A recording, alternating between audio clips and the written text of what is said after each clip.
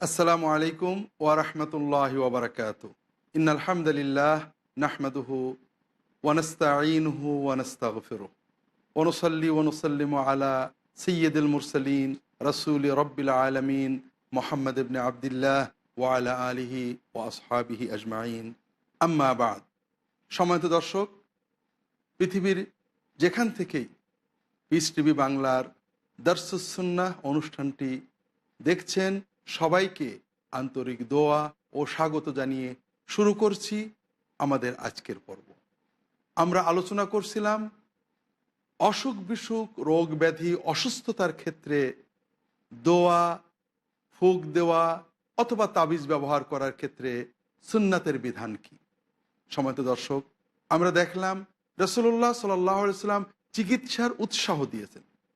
রোগ ব্যাধি হলেই দোয়া, ফকির, কবিরাজ এগুলোর প্রচলন আরব দেশে প্রচুর ছিল, কিন্তু রাসূলুল্লাহ সাল্লাল্লাহু আলাইহি ওয়াসাল্লাম কোনো সাহাবীকে এইভাবে পেশা করতে দেননি।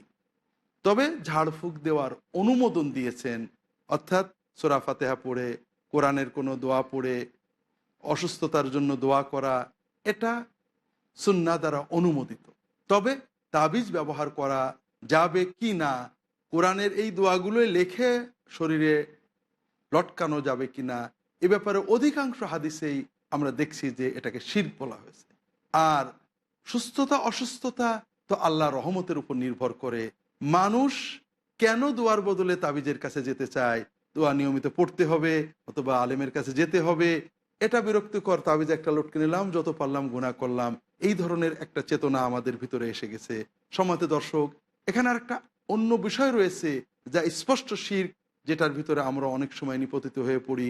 সেটা হলো তাবিজের ভিতরে দুর্বোধ্য কোনো কথা থাকা অথবা সংখ্যা ইত্যাদি থাকা। বর্তমানে যা ছাড়া কোনো তাবিজ দেখা যায় না, কাজেই এই শিরক থেকে আমাদের আত্মরক্ষা করতে হবে। আর লটকানো বিষয়ক আরেকটা শিরক হলো বরকতের জন্য, ফলাফল পাওয়ার জন্য কোথাও সুতা লটকিয়ে রাখা। আমাদের দেশে এবং সকল দেশে সকল ধর্মের মানুষেরা এটা করেন।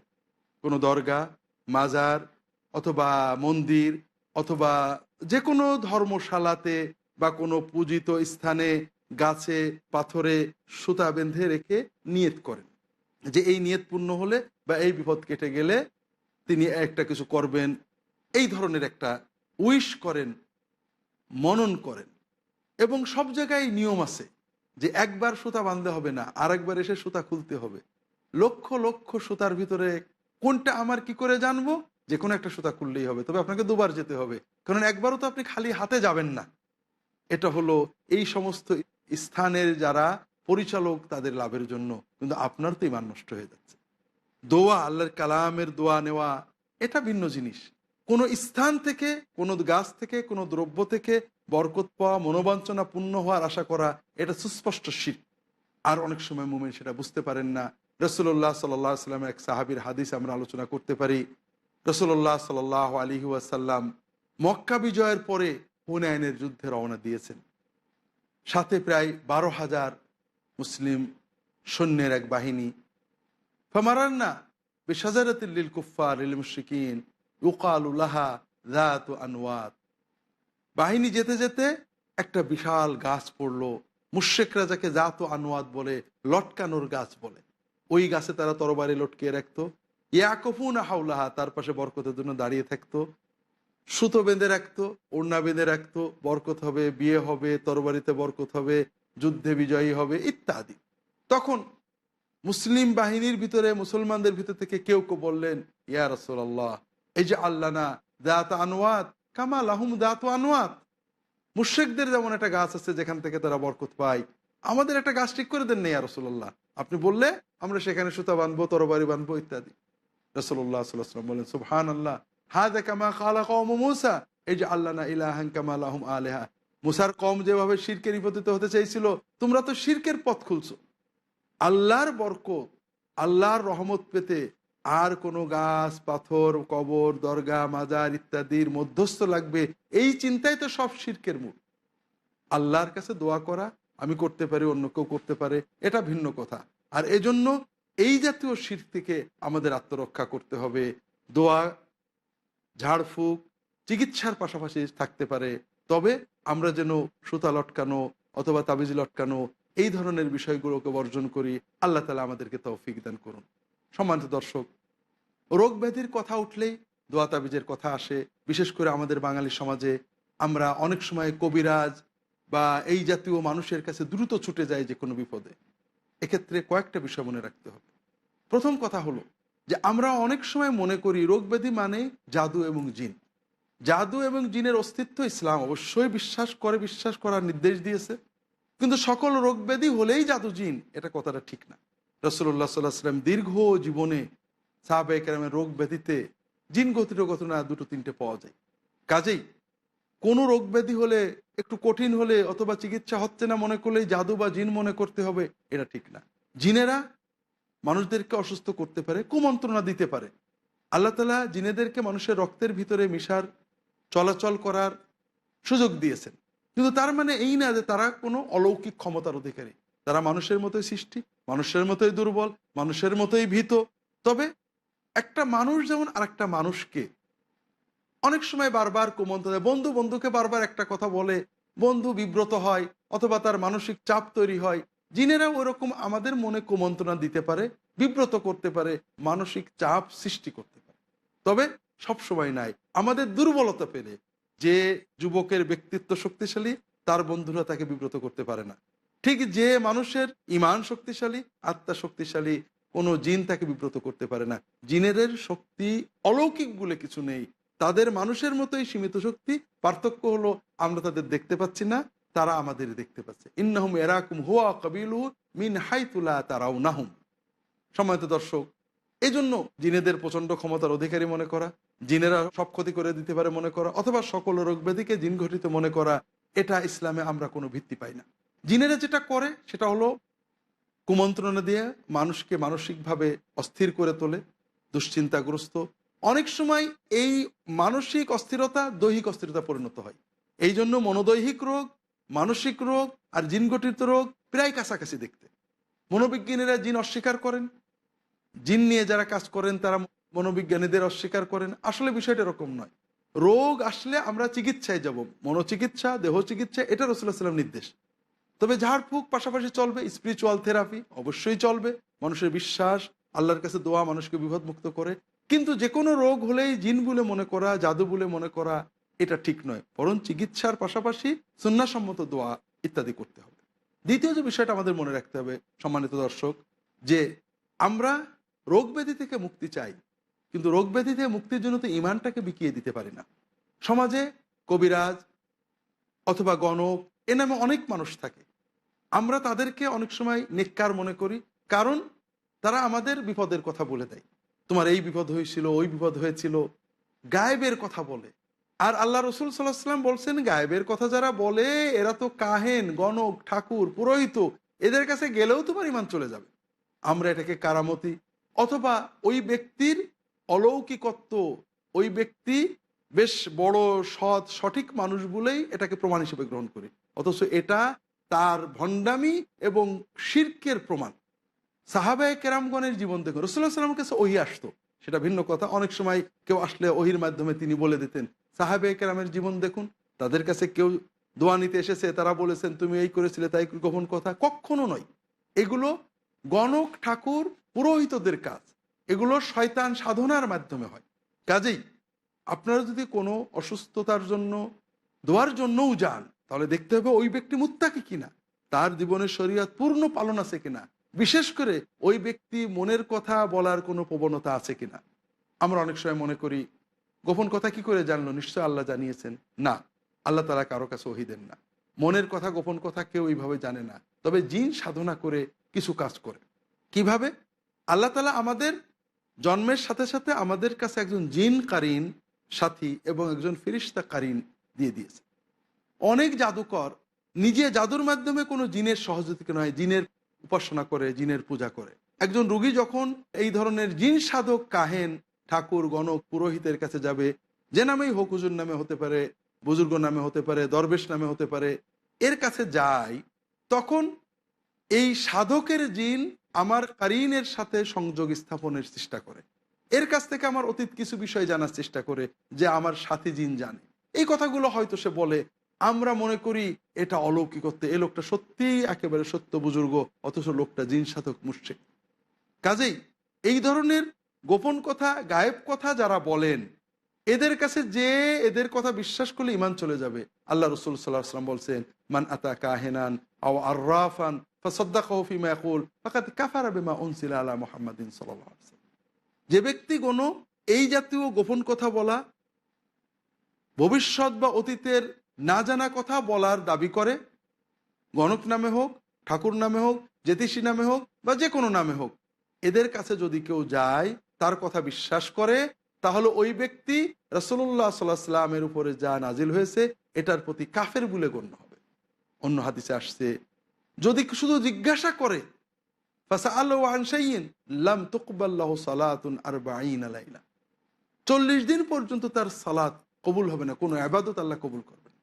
সম্মানিত দর্শক, কাজেই আমরা যদি দোয়ার জন্য কারো কাছে যাই, তাহলে মুত্তাকি, পরহেজগার, দিনদার, যার ভিতরে কোরআন এবং সুন্নাহ রয়েছে এমন ব্যক্তির কাছে যাব।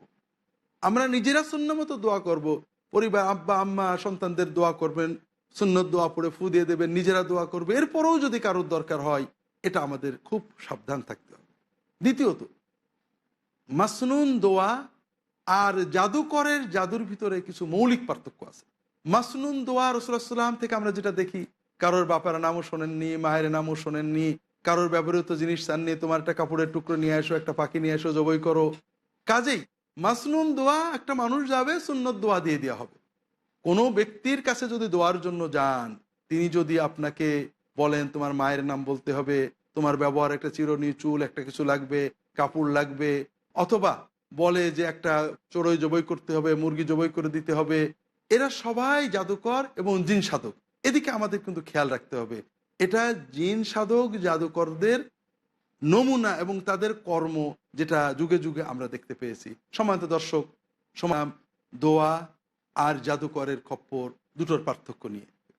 কাজেই আমরা যদি দোয়া চাই, সুন্নাহসম্মত দোয়া কারোর কাছে চাই, যার ভিতরে সুন্নাহ তাওহীদ আছে, তার কাছে যেতে হবে। রোগ ব্যাধির জন্য ছটফট করে ইমান হারালে চলবে না। জাদু, জিন, এগুলোর উদ্দেশ্য কি? মানুষকে শিরকের পথে নিয়া। জিন জাতি, শয়তানের যারা অনুচর, তাদের একটাই কাজ, আদম সন্তানকে জাহান্নামের পথে নেওয়া। কাজেই জাদু থেকে বাঁচতে হলে আপনাকে তিনটে পথের এক পথ, হয় শিরিককে স্বীকার করে শিরকে নিপতিত হন, যতক্ষণ শিরকে থাকবেন জিনেরা কষ্ট দেয়া বন্ধ করবে। আর একটা হলো জিন, অন্য কোনো জিন নিয়ে এই জাদু এবং জিনের প্রতিরোধ করা, এটা কিন্তু কোরআন সুন্নাহ সমর্থন করে না। আর একটা হলো মাসনুন দোয়ার মাধ্যমে বিপদমুক্ত হওয়া, এটা কোরআন সুন্নাহ সমর্থন করে। আল্লাহ কোরআন কারিমে বলেছেন, কিছু মানুষ জিনেদের সাধনা করে জিনেদের আশ্রয় গ্রহণ করত, জিনেদের দিয়ে কাজ করাতো, এর মাধ্যমে তারা খুব বেশি লাভবান হয়নি, তাদের কষ্ট, দুঃখ, পরিশ্রম বেড়েছে। কাজে জিনের সাহায্য নেওয়া, জিনেদের দিয়ে কিছু করানোর চেষ্টা করা, জিন সাধনা করা, জিন বন্দী করা, এগুলো সব শরিয়া বিরোধী কর্ম। এগুলো থেকে আমাদেরকে আত্মরক্ষা করতে হবে। এর বিপরীতে আমরা যদি কোনো জাদুকরের কাছে যাই, তাহলে ওরা কি করবে? প্রথমত আমাদের প্রতারণা করবে। হয়তো শিরিক মেনে নিলাম, আমাদের একটা দোয়া শিখিয়ে দিল, হয়তো কোরআনের আয়াত, তার সাথে কিছু কথা যেগুলো শিরকি কথা, তার শয়তান, তার দেবতা, তার যে জিনের সে আরাধনা করে, এটার নাম ঢুকিয়ে দিল। আপনাকে বললো একটা মুরগি জবাই করতে হবে, হয়তো বিসমিল্লাহ বলেই বলবেন, তার সাথে দু একটা ছোট বাক্য দিয়ে দিল, যার মাধ্যমে শিরিকটা প্রতিষ্ঠিত হলো। এভাবে আপনাকে শিরকের ভিতরে নিপতিত করবে। কাজেই এই জাতীয় মানুষদের খপ্পর থেকে বাঁচতে হবে। আর এভাবে রোগ ব্যাধি থেকে মুক্তি পাওয়া যায় না। অনেক মানুষ এই ধরনের মানুষের কাছে যাচ্ছে, রোগ ব্যাধি সারে না, কিন্তু ইমানটা হারিয়ে যাচ্ছে। আমরা যেটা করব সেটা হলো, প্রথমত সকল রোগ ব্যাধিকে মনোদৈহিক বলে চিন্তা করব, বৈজ্ঞানিক চিকিৎসা নেওয়ার চেষ্টা করব। দ্বিতীয়ত, এই ধরনের রোগ ব্যাধিতে আমরা সুন্নাহসম্মত দোয়া ইত্যাদির মাধ্যমে এটা থেকে মুক্ত হওয়ার চেষ্টা করব। এই জাতীয় দোয়া রাসূলুল্লাহ সাল্লাল্লাহু আলাইহি ওয়াসাল্লাম অনেক শিখিয়েছেন। সকাল সন্ধ্যায় পড়া, গায়ে পড়ে ফু দেওয়া, পড়ে পানি খাওয়া, এটাও সাহাবী তাবেঈনদের অনেকে অনুমোদন করেছেন। এগুলো করা যেতে পারে। সর্বোপরি আমরা যদি সুন্নাহসম্মত নিয়ম মেনে চলি, সকাল সন্ধ্যার জিকিরগুলো ঠিক করে করি, দোয়াগুলো ঠিক করে পড়ি, যে দোয়াগুলো সকালে পড়লে, সন্ধ্যায় পড়লে কোনো জিন কোনো নজর দিতে পারে না, এগুলো আমরা করি, আল্লাহ আমাদের হেফাজত করবেন। যেমন সহিহ বুখারীর হাদিস এসেছে, যদি কেউ সকালবেলায় 100 বার পড়ে লা ইলাহা ইল্লাল্লাহু ওয়াহদাহু লা শারীকা লাহু লাহুল মুলকু ওয়া লাহুল হামদু ওয়া হুয়া আলা কুল্লি শাইইন কাদির, অন্যান্য সওয়াবের পাশেও রাসূলুল্লাহ সাল্লাল্লাহু আলাইহি ওয়াসাল্লাম বলছেন কানা হিজরাম মিনাশ শাইতান, ওই দিন শয়তান তার কাছে আসতে পারবে না। যদি কেউ বিছানায় শোয়ার সময় অন্যান্য সন্ধ্যার দোয়া সকালের দোয়ার পাশাপাশি সে বলে আউযু বিকালিমাতিল্লাহি তাম্মাতি মিন গাযাবিহি ওয়া ইকাবিহি ওয়া মিন শাররি ইবাদিহি ওয়া মিন হামাযাতিশ শায়াতিন ওয়া ইয়াহদুরুন, তাহলে পরে রাত্রে কোনো শয়তান তাকে কষ্ট দিতে পারে না। এই জাতীয় দোয়াগুলো আমাদেরকে মাসনুন দোয়ার গ্রন্থ থেকে ভালো আলেমদের থেকে শিখে নিজেরা আমল করতে হবে। এভাবেই আমরা প্রতারকদের খপ্পর থেকে বাঁচতে পারবো, জাদু জিন ইত্যাদি থেকেও বাঁচতে পারবো। সম্মানিত দর্শক, রোগ ব্যাধির ক্ষেত্রে আরেকটা বিষয় আছে, যেটা হলো বদনজর নামে আমরা জানি। ইসলাম এই বদনজর যে বাস্তব এটা স্বীকার করে। আল আইনু হক, রাসূলুল্লাহ সাল্লাল্লাহু আলাইহি ওয়াসাল্লাম বলেছেন চোখের দৃষ্টির ভিতরে ঈর্ষা মানুষকে প্রভাবিত করতে পারে, এটা সত্য। কাজেই এজন্য আমাদেরকে উভয় দিক থেকে সতর্ক হতে হবে। একটা হলো কোনো মুসলিম যদি কোনো বিষয় দেখে অবাক লাগে তাহলে দোয়ার সাথে উল্লেখ করতে হবে, বরকতের দোয়া করতে হবে, মাশা আল্লাহ বলতে হবে ইত্যাদি। আর আমরা সবাই সকাল সন্ধ্যা রাসূলুল্লাহ সাল্লাল্লাহু আলাইহি ওয়াসাল্লামের শেখানো দোয়াগুলো পড়বো, সন্তানদেরকে পড়াবো। আউযু বিকালিমাতিল্লাহি তাম্মাতি মিন কুল্লি শাইতানিন হাম্মা ওয়া আইনিন লাম্মা। আমরা আল্লাহর কাছে সকালে সন্ধ্যায় 3 বার করে পড়ব যে আমি আল্লাহর পরিপূর্ণ বাক্যের আশ্রয় নিচ্ছি সকল শয়তান, সকল সরীসৃপ সাপ বিচ্ছু থেকে এবং সকল বদনজর থেকে। এটা আমাদেরকে সকল বদনজর থেকে হেফাজত করবে। আল্লাহ রসুল সাল্লাল্লাহু আলাইহি ওয়াসাল্লাম রুকিয়া শিখিয়েছেন।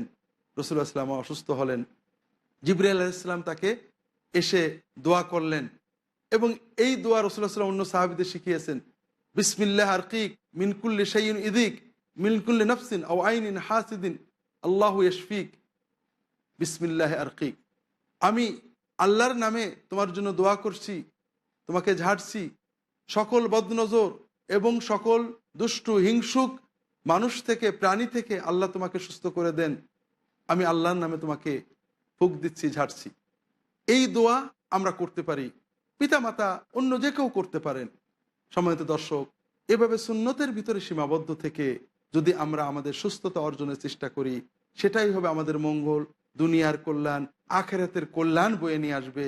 আর যদি আমরা অসুস্থতায় অস্থির হয়ে দ্রুত ফলের জন্য ছটফট করি, ইমান বিক্রি করি, তাহলে আমরা ইমান হারাবো, কিন্তু ফলাফল কিছুই পাবো না।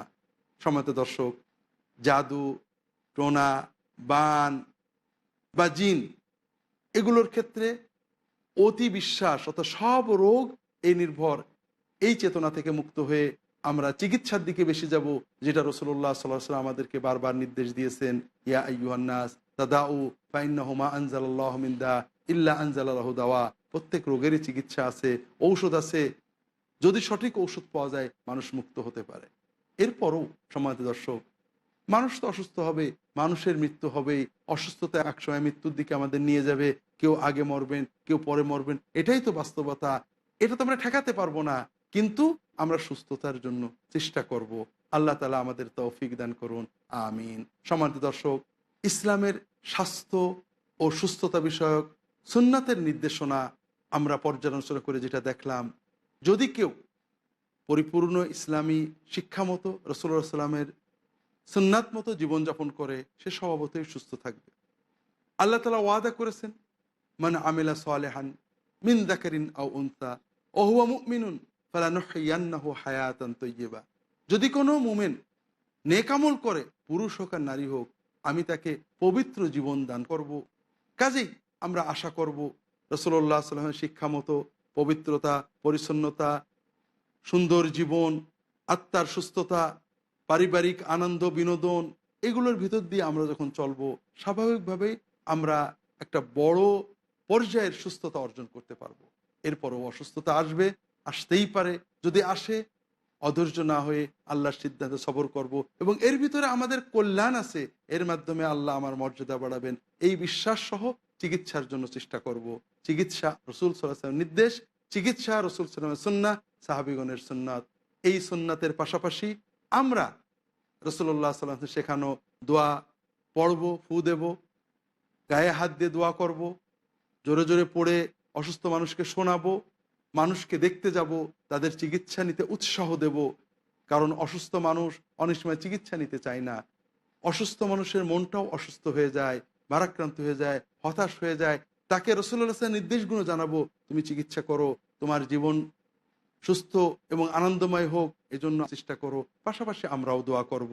আর এই দোয়ার পাশাপাশি যদি আমরা সুন্নত সম্মত ঝাড়ফুঁক ব্যবহার করি, এটাতে কোনো দোষ নেই। তবে কোনো অবস্থাতেই আমরা শিরকের ভিতরে নিমজ্জিত হব না। বিপদ মুক্তির আশায় কুসংস্কারাচ্ছন্ন হয়ে আমরা কোনো গণক ঠাকুরের কাছে যাব না, কোনো অতীত ভবিষ্যৎ গোপন কথা বলেন এমন মানুষের আশ্রয় নেব না। আমরা নেককার, সত্যবাদী, সুন্নাপন্থী আলেমদের দোয়া নিতে পারি, কিন্তু ঈমান আমরা বিক্রি করব না। আল্লাহ তাআলা আমাদের তৌফিক দান করুন, আমিন। সম্মানিত দর্শক, যে কথা আমরা বলছিলাম, অসুখ বিসুখে অস্থির হয়ে আমরা গণক ঠাকুরের কাছে, যে জাদুকর, কবিরাজ, ফকির, ভণ্ডের কাছে, যে আমাদের ঈমানগুলো হারাবো না। কারণ শয়তান তো চায় আদম সন্তানকে জাহান্নামে নিয়ে যাবে শিরকের মাধ্যমে। আর শিরকের বড় উপকরণ হলো জাদু। আর জাদু, জিন, এর মাধ্যমে শয়তান এটাই চায় যে আমরা শিরিক নির্ভর কোনো দোয়া তদবিরের ভিতরে ঢুকে পড়ি, আমাদেরও ঈমান চলে গেল, শয়তানও খুশি হয়ে গেল। আর এই বিষয়টা রক্ষা করার জন্য আমাদের অস্থির হলে চলবে না। সব কষ্ট আল্লাহর ইচ্ছাই দূর হয়। আল্লাহ বিপদ না কাটালে কোনোভাবেই বিপদ কাটে না। কাজে শিরক থেকে মুক্ত থাকার জন্য জাদুকর, কবিরাজ, ফকির, যারা আমাদেরকে কোনো জায়গায় কিছু পুঁতে রাখতে বলেন, কোনো চুল চান, কোনো চিরুনি চান, কাপড় চান, মায়ের নাম জানতে চান, এরা সবাই জাদুকর। জেনে বা না জেনে তারা হয়তো এই জাতীয় কিছু বইয়ে পড়েছেন, কিন্তু এ সবই জাদু। এগুলো কোরআন সুন্নাহ নির্দেশিত দোয়া তদবির নয়। এদের কাছ থেকে দূরে থাকতে হবে। কোরআন সুন্নাহ নির্ভর দোয়া আমরা পড়ব। কিন্তু যত অসুস্থতাই হোক দর্শক, আমরা তো ঈমান হারালে চলবে না। আইয়ুব আলাইহিস সালাম বছরের পর বছর অসুস্থ ছিলেন, তিনি আল্লাহ ছাড়া কারোর সাহায্য চাননি। কাজেই আমাদের বিপদ নাও কাটতে পারে। ইয়ামসাসকাল্লাহু বিদুররিন ফালা কাশিফা লাহু ইল্লাহু। যদি আল্লাহ আমাদের বিপদ দেন, আল্লাহ ছাড়া কেউ বিপদ কাটাতে পারে না। বিপদ কাটানোর উৎসাহে ছুটে বেড়াবো না, আল্লাহর কাছে সমর্পণ করব। যেভাবে ইউনুস আলাইহিস সালাম কঠিনতম বিপদে, মৃত্যুর মুহূর্তে, অর্থাৎ মাছের পেটে ঢুকে গিয়েছেন, হয়তো মৃত্যু এসে যাবে যে কোনো মুহূর্তে, আল্লাহর কাছে নিজেকে সমর্পণ করেছেন। আমরাও তাওহীদের উপরে আল্লাহর কাছে নিজেদেরকে সমর্পণ করব। আল্লাহ তাআলা এভাবেই আমাদেরকে তাওহীদ এবং সুন্নতের ভিতরে সুস্থতা এবং অসুস্থতার নীতিমালা মেনে চলার তৌফিক দান করুন, আমিন।